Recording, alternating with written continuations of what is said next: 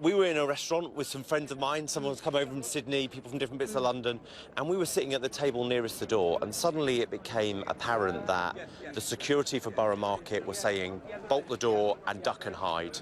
And we knew there was an incident happening, and this guy wedged his foot in the door and kept it closed while they found the key to lock it. People panicked, not unreasonably, turned over tables, food was going everywhere, chairs, just trying to get some refuge from what was about to happen and fearing the worst about to unfold in front of people.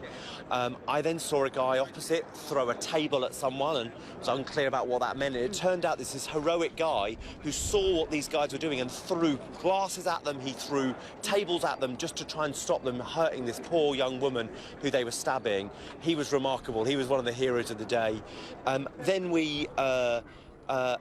Then I looked out and there was a guy leaving the restaurant just next to where we were, and he was covered in blood, holding his chest or his neck in some way, and he was clearly injured, and I really hope that he got the paramedic help that he clearly and desperately needed. I haven't heard about his story, but I hope that he's okay today. And then we obviously tried to get people to safety, get them upstairs, tried to stop people doing rash things of opening the fire escape and going out into what could have been even worse or unknown danger. There was a pregnant lady with us. We needed to get her a stool, a glass of water, and just a calm space to be in. And then we were in lockdown for about 25, 30 minutes, I think, and the police swept through, brilliantly, professionally, did it in 8 minutes, it turned out. We heard one lot of gunfire, saw them sweep again and again, and then heard a second lot. And it felt like an age between those two lots of gunfire, but apparently it was just 8 minutes, and they did their job absolutely remarkably. And then after some time, the restaurant opposite where we were evacuated. And people were able to leave. Then we were next, and they asked us to get ready. The pregnant lady, we got to the front so she could get out first. We wanted her to be safest first.